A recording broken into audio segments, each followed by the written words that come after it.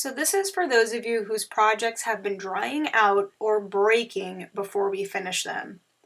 What I want us to start doing is thinking about something you can use to keep your projects on top of so that when you're moving them around and storing them, they are not being handled without support.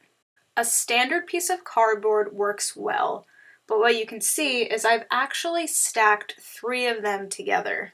This just makes the cardboard stronger and less likely to bend with heavy clay on top.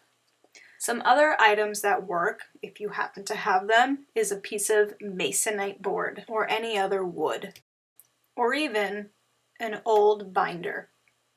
This is nice because it has the plastic coating on top, so we don't have to worry about the clay soaking through and making it soggy. These are just 3 examples of what you can use. Hopefully you have something in your home that will work similarly. Remember, the idea is that whatever surface you pick will not bend under the weight of the clay. Say you're choosing cardboard or even masonite or anything that could potentially soak up the moisture from the clay.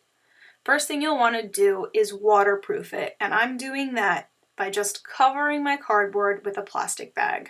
From here, I can gently lift my still moist, therefore not fragile project and place it onto my surface. I could even really just leave this here for the remainder of this project for easy moving around. It makes it easier to rotate for details, and it just keeps it safe from unwanted bending and breakages.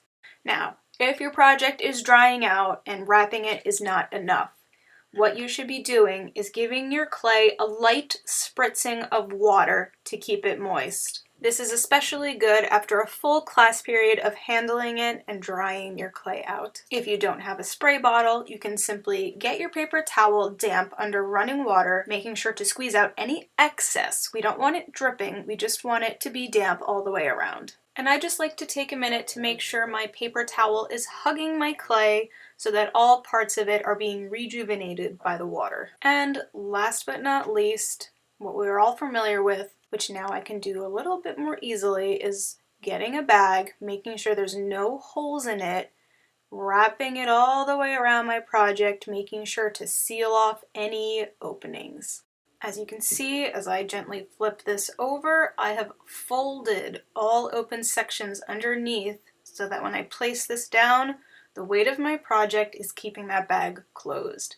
Now your project should be staying workable until next class.